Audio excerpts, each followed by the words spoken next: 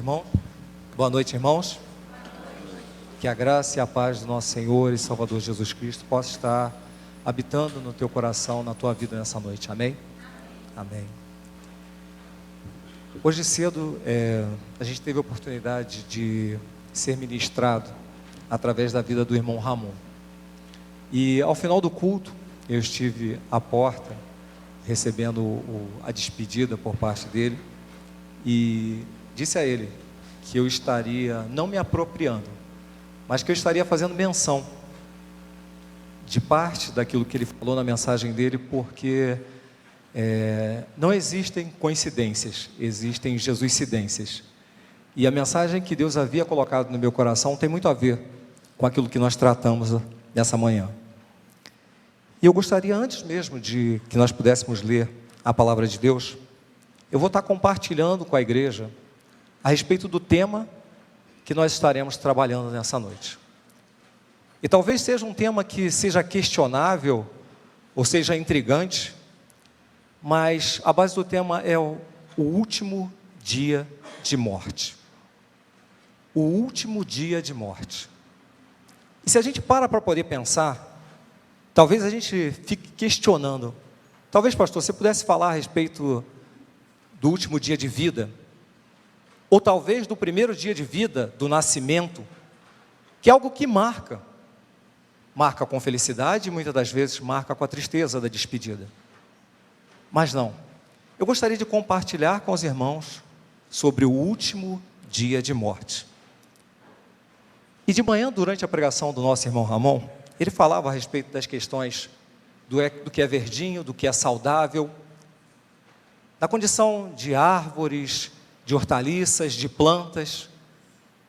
E durante a explanação dele, a irmã Rosane falou a respeito da condição de hortaliças saudáveis, mas ela usou um termo que muito me chamou a atenção. E esse termo está relacionado à questão de crescimento saudável e de crescimento contínuo. Crescimento saudável e contínuo. E desenvolvimento. E a gente dá atenção para a questão dessas hortaliças, ou dessas plantas, dessas árvores, no seu crescimento, no seu desenvolvimento. Para que elas possam crescer, se desenvolver, ela precisa de água, precisa de nutrientes, assim como foi posto hoje na parte da manhã. E aí, pensando nisso tudo, eu me deparei com uma situação que eu vivenciei há 2 semanas atrás, e que ela está correlacionada com a nossa mensagem. Eu trabalho na Rua Dom Pedro, e ao longo da Rua Dom Pedro, existem várias ameixeiras, ou pés de ameixa. E há 2 semanas atrás, a gente passou por um forte e intenso calor, e aconteceu algo que eu nunca havia contemplado ou vivido ao longo dos meus 52 anos. Aquelas árvores estavam carregadas de frutos, e esses frutos, à medida que o calor aumentou, que faltou chuva, esses frutos começaram a desidratar. Faltava a eles, o que era necessário para que eles pudessem continuar viçosos, assim como a irmã Rosane colocou, saudáveis, mas aqueles frutos desidrataram, secaram, e aparentemente estavam mortos. Mas acontece que Deus mandou, o Jesus mandou a chuva. O Jesus mandou a chuva, e são a fala da filha do Ramon, e aqueles frutos, que até então estavam desidratados e mortos, começam a cair e se transformam em sementes, dando oportunidade, ou criando oportunidade, para que outras árvores, outras ameixeiras, outros pés de ameixa, possam nascer por intermédio deles. O que aparentemente estava morto, que antes tinha sido viçoso, que era bonito, que era verdinho, que se tornou amarelo, aparentemente está morto, desidratado, mas Deus, o Jesus, por intermédio da chuva, vai lá e faz com que exista uma nova possibilidade de vida para aqueles frutos, para que aqueles frutos possam gerar novos frutos. E dada essa introdução, O texto que a gente vai estar tratando nessa noite é o texto de Ezequiel 37. Gostaria de te convidar a abrir a tua Bíblia junto comigo. Ezequiel 37, do versículo 1 ao versículo 14.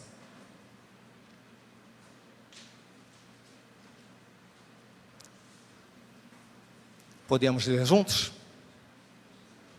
Então vamos ler a uma só voz. Veio sobre mim a mão do Senhor, e Ele me levou no Espírito do Senhor, e me pôs no meio do vale que estava cheio de ossos, e me fez andar ao redor deles, e eis que eram muito numerosos sobre a face do vale, e eis que estavam sequíssimos. Ele me perguntou: filho do homem, poderão viver esses ossos? Respondi: Senhor Deus, tu sabes. Então me disse: profetiza sobre esses ossos e dize-lhes: ossos secos, ouvi a palavra do Senhor. Assim diz o Senhor Deus a estes ossos: eis que vou fazer entrar em vós o fôlego da vida, e vivereis. E porei nervos sobre vós, e farei crescer carne sobre vós, e sobre vós entenderei pelo pé, e porei em vós o fôlego da vida, e vivereis. Então sabereis que eu sou o Senhor. Profetizei, pois, contra o Senhor.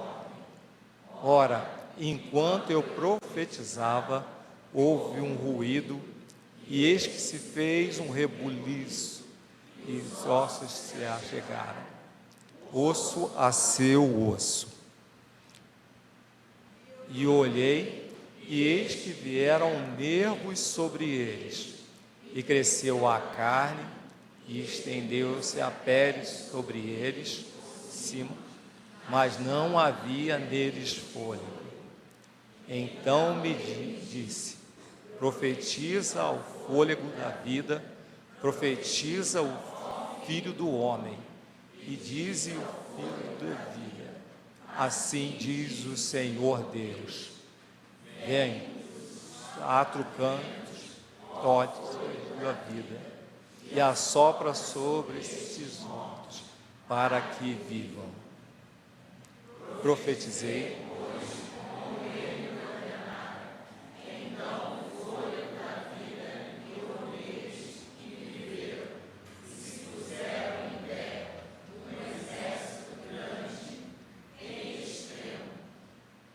então, filho do homem, esses ossos são todos.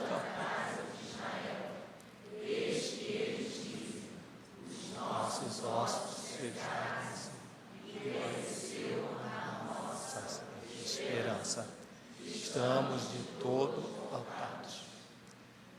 Portanto, profetiza e dize-lhes: assim diz o Senhor, eis que eu abrirei as vossas sepulturas, sim, as vossas sepulturas, os farei sair, ó povo meu, e vos darei a terra de Israel. Então tu as sepulturas, e delas vos fizer sair, ó povo meu, sabereis que eu sou o Senhor. Porei em vós o meu espírito, e vivereis, e vos farei até essa terra, e sabereis que eu, o Senhor, o falei e cumpri, diz o Senhor. Amém? Vamos orar, vamos. Pai, nós queremos agradecer ao Senhor pela Tua palavra, queremos agradecer ao Senhor pelo Teu povo reunido nessa hora, queremos Te agradecer, ó Deus, porque o Senhor já tem falado ao nosso coração, ó Deus, e pedimos ao Senhor, ó Deus, que faça com que os meus irmãos possam entender aquilo que o Senhor quer nessa noite, ó Deus, aquilo que o Senhor tem preparado para cada um deles, ó Deus, e que se cumpra a Tua vontade aqui em meio a nós. Muito obrigado, ó Deus. Nós te oramos assim, agradecidos, no nome santo e precioso do teu Filho amado Jesus. Amém. É interessante a gente perceber que aquela experiência que eu tive ao longo daquela semana, de ver aquelas árvores que estavam bonitas, frondosas, que tinham fruto e de repente estão ressecadas, estão à beira da morte, e com um simples toque de Deus, aquelas árvores voltam a ter vida e voltam a proporcionar vida para outras pessoas. A gente pega o relato, pega a vida, ou a história de Ezequiel, e a gente percebe que Ezequiel é levado cativo em 597, e ali, cativo, ele tem a oportunidade de pregar 22 anos, falando sobre amor, sobre arrependimento, sobre transformação para aquele povo. Um povo que já havia perdido as suas esperanças, um povo que estava adoecendo, um povo que vivia um momento, talvez o momento mais difícil da sua história, porque aquele povo tinha sido dominado por Nabucodonosor, em 587, aproximadamente. O povo tinha sido dominado, tinha sido retirado das suas terras, tinha sido levado para uma terra distante, para uma terra onde não se conhecia, onde não conheciam, onde não tinham cuidado, onde não tinha a sua parentela, as nações totalmente divididas, e aquele povo sofrendo. E Ezequiel, na preocupação de estar pregando, para poder fazer com que eles pudessem se voltar novamente a Deus. O povo tinha perdido as suas referências, o povo tinha perdido a sua identidade, o povo estava morrendo, o povo estava ressequido, desidratado. E é interessante a gente perceber que a comparação, quando Ezequiel é levado a uma dessas visões, das várias que teve, e essa visão do vale de ossos secos, é justamente o momento em que Deus está mostrando a ele a condição do povo. Deus está mostrando a ele o quão machucado, o quão sofrido aquele povo estava, e o que eles necessitavam, para que pudessem sair daquela situação, para que pudessem experimentar novamente o cuidado, a proteção de Deus, o direcionamento de Deus. Eles têm essa oportunidade. No momento onde Israel havia sido totalmente destruída pelos babilônicos, o templo, as casas, e tudo que aquele povo possuía, tudo que aquele povo construiu ao longo dos anos, é totalmente perdido. Foram expulsos das suas regiões, da sua região. E pensando numa condição dessa, numa situação dessa, nada estava normal. O que talvez uma visão pudesse proporcionar, para que eles pudessem ter reacendido a chama, de voltar a caminhar, de voltar a viver, de voltar a buscar o Senhor. E eu gostaria de contemplar contigo, pelo menos 3 condições que foram propostas por Deus para aquele povo, para que pudesse retomar a sua vida, para que pudesse retomar o direcionamento de tudo aquilo que eles tinham, para que pudessem ter crédito novamente e para que pudessem ter novamente esperança. A primeira delas, Deus dá esperança àquele povo de renovação. E quando a gente fala de renovação, não é a questão de uma igreja renovada, ou de uma condição que a gente pode chamar de uma renovação espiritual, mas uma renovação individual para cada uma daquelas pessoas. Deus explicou a Ezequiel que os ossos secos representavam essa nação. Depois de anos de desobediência, depois de anos adorando a outros deuses, Deus dá a eles a possibilidade de ter renovada a sua condição de vida, para que eles possam novamente se voltar a Deus. Deus ordena a Ezequiel que profetize sobre aqueles ossos. Deus não manda simplesmente, vai lá Ezequiel, você tem a opção de profetizar sobre aqueles ossos ou não profetizar. Não, ele não tinha possibilidade alguma. Deus ordena a ele para que vá lá e profetize aos ossos. O que até então eram ossos, que é proposto a nós, que é mostrado a nós nessa visão. Eram ossos. Para quem é da área médica, sabe muito bem que talvez se nós chegássemos a essa condição hoje, pedindo a alguém para que, no monte de ossos, Edeltinho, vai lá, profetiza para que esses ossos tornem a ter vida. Talvez fosse absurdo. Mas Deus ordenou. E ele confiou naquilo que Deus havia dado a ele como ordenança. E ele vai e cumpre. E tem assim renovada a esperança. Porque a partir daquele momento, ele começa a crer que Deus pode fazer muito mais do que a gente pensa às vezes, do que a gente pede. E a gente às vezes pensa numa realidade tão distante, pensar numa condição do Antigo Testamento, onde Deus está chamando a atenção do povo que estava distante, chamando a atenção de um povo que estava buscando outros deuses, e talvez isso aparentemente não se aplique às nossas vidas, mas quantas e quantas vezes nós estamos com os nossos pensamentos, com o nosso foco, com a direção da nossa vida voltada para tantas outras coisas, senão a presença, a palavra de Deus, ao propósito de Deus para as nossas vidas. E quem sabe já até experimentamos estar com as nossas vidas ressequidas, quase mortas, precisando tão somente do auxílio de Deus para que levante alguém, para que levante um dos seus servos, para que vá até nós, por meio do semear a palavra. E aí a gente volta à mensagem de Ramon. Por intermédio da polinização. Talvez a gente precise muitas das vezes que Deus mande alguns dos irmãos, dos nossos próximos irmãos, dos nossos irmãos que estão próximos a nós, que conhecem as nossas dificuldades e que podem compartilhar conosco, que venham para polinizar nossas vidas, para que venham trazer algo novo, para que não deixe que a gente tenha a nossa vida ressequida, para que a gente não tenha a nossa vida transformada num vale, perdido, morto, sem vida, sem esperança. A gente precisa crer que Deus pode renovar em nós, a cada dia, a nossa vida. Renovar, trazer novos propósitos, trazer novos sonhos, fazer com que a gente volte ao primeiro amor. E se a gente lembra da volta ao primeiro amor, a gente lembra do ato da nossa conversão, a gente lembra daquele momento inicial, onde existia sede, onde existia vigor, que a gente buscava trabalhar, que a gente dava o máximo de nós.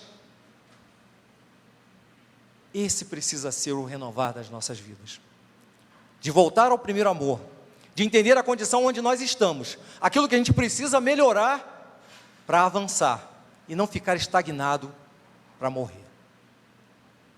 Deus dá a nós a possibilidade de ter essa renovação.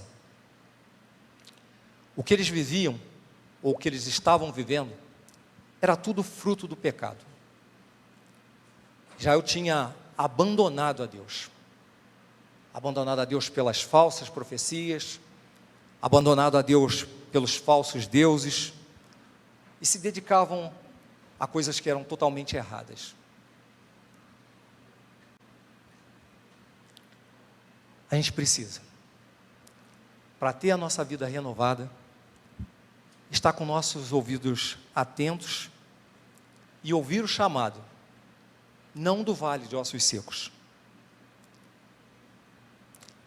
mas para ouvir o chamado de corpos que estejam preparados para o movimento, como instrumentos para poder levar esse evangelho que transforma, que muda, que liberta, esse evangelho que proporciona conhecimento do amor tão grandioso de Deus.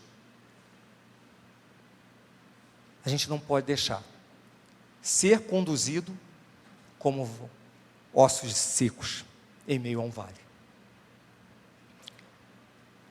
Um segundo ponto, para que a gente tenha a nossa vida restaurada por Deus. a gente precisa começar a entender a visão que foi dada de Deus a Ezequiel. Os israelitas tinham pecado, mas a partir do momento que eles começam a dar ouvidos a Ezequiel, eles começam a entender a sua condição. E a partir do entendimento da condição que eles estavam, entendendo aonde eles estavam, entendendo como eles estavam, eles começam a buscar mudança. A buscar mudar os seus hábitos, as suas atitudes. Começam a mudar a postura. É uma mudança, e a gente pode dizer assim, lembrando, é uma mudança de paradigma. A gente muda, a gente precisa mudar. E essa mudança que é proposta a nós, essa mudança só acontece quando a gente está, de fato, ligado com o autor da criação. A restauração só se dá a partir do momento que a gente se entende a nossa condição e percebe que a gente precisa mudar. É mais ou menos como aquela ilustração que fala que quando a gente chega no fundo do poço, a gente não tem outra alternativa senão estender as mãos para que receba auxílio para sair. No fundo, você não tem mais para onde ir. E quando a gente entende a nossa condição, a gente precisa estender as mãos para poder ter a nossa vida restaurada, para que Deus possa, então, nos retirar de onde estamos, para levar-nos a um lugar melhor, a um lugar de honra que Ele quer que nós estejamos. Aquele momento, a esperança dos israelitas tinha secado, mas Ezequiel mostra para eles que Deus tinha poder para transformar toda aquela realidade, e só Deus podia fazer com que aquela realidade pudesse ser mudada. Era uma promessa de restauração, restaurar o povo, restaurar o espírito, trazendo a eles a confiança de que eles estariam retornando para a sua terra, que não existiria mais morte, devastação, mas que Deus traria a eles vida e bênção. Mas para isso, precisaram entender a sua condição, aceitarem serem restaurados, para que Deus pudesse trabalhar sobre a vida deles, vida e bênção. Um terceiro e último ponto.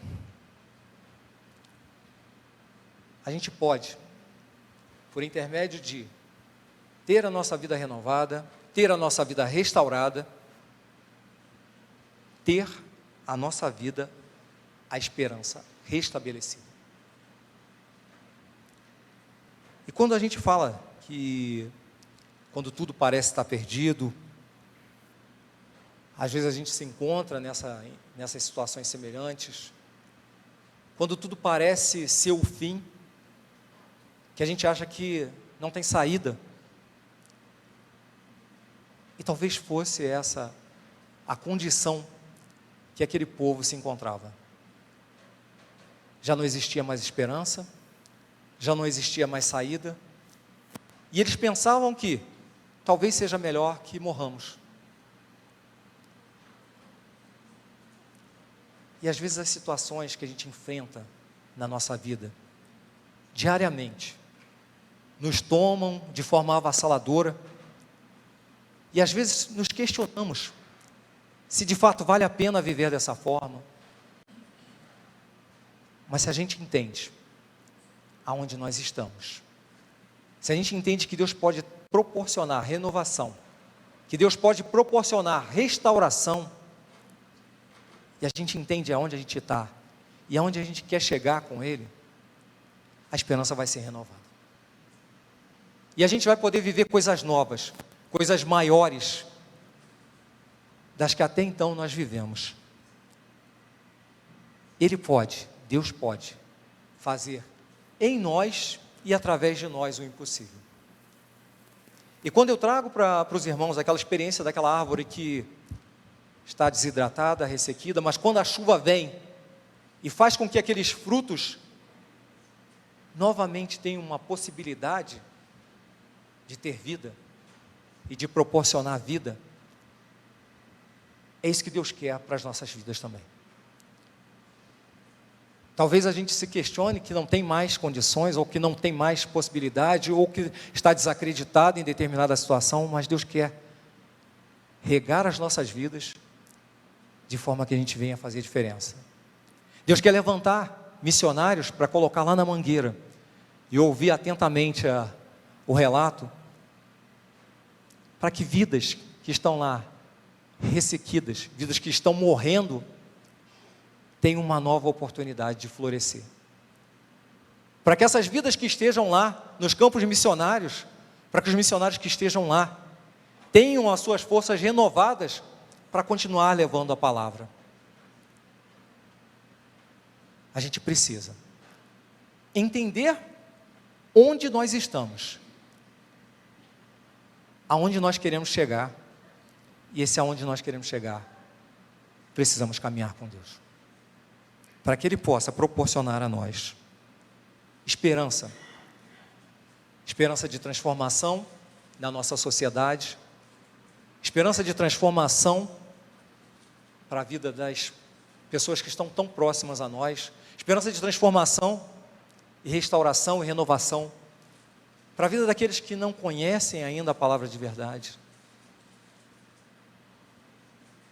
Tem sido lançado o mesmo desafio que foi lançado para Ezequiel ali, de profetizar sobre aquele vale de ossos secos, para que aqueles ossos pudessem voltar à vida, para que aquela nação pudesse reconhecer a sua condição e perceber que existia oportunidade de mudança e de um novo amanhã. É isso que Deus quer para a sua igreja, nesse dia de hoje, nesse momento que nós vivemos. Que a igreja avance, que a igreja esteja firme, que a igreja se renove, seja restaurada, e que mantenha a esperança de que dias melhores hão de vir, porque você é semente plantada para florescer. Amém? Vamos orar. Pai, nós queremos te agradecer, porque o Senhor falaste ao meu coração, ó Deus, o Senhor trouxeste a mim, ó Deus, um desafio de mudança, de transformação, ó Deus, para não querer tornar, meu Deus, ou não deixar que o mundo me torne, ó Deus, um vale de ossos secos, ó Deus. Eu quero frutificar, Pai, e assim peço ao Senhor, ó Deus, que faça também sobre a vida de cada um dos meus irmãos nessa noite, ó Deus, que o Senhor possa trazer renovo, restauração, ó Deus, esperança à vida de cada um deles, ó Deus, de modo que juntos, ó Deus, como igreja do Senhor, nós possamos avançar, ó Deus, e frutificar, que possamos ser reconhecidos nessa cidade, ó Deus, como igreja do Senhor, ó Deus, como exército do Senhor, ó Deus, disposto, ó Deus, a seguir, ó Deus, e cumprir o ídolo do Senhor, ó Deus, dispostos, ó Deus, a testemunhar, ó Deus, do teu amor, da tua infinita misericórdia, da tua graça, ó Deus, para que o mundo possa ser transformado. Obrigado, Pai, porque o Senhor tem sido conosco, o Senhor tem ido adiante de nós, ó Deus, e tem preparado o caminho para que nós possamos, ó Deus, fazer a semeadura, ó Deus. Obrigado, ó Deus, por essa noite, por essa oportunidade, ó Deus, e por essa semana que se inicia. Que o Senhor, ó Deus, possa continuar conosco, ó Deus, dando a nós, ó Deus, a tua direção e mostrando-nos aquilo que o Senhor tem proposto a cada um de nós, ó Deus, para a honra e glória do teu nome. Em nome de Jesus te oramos. Amém.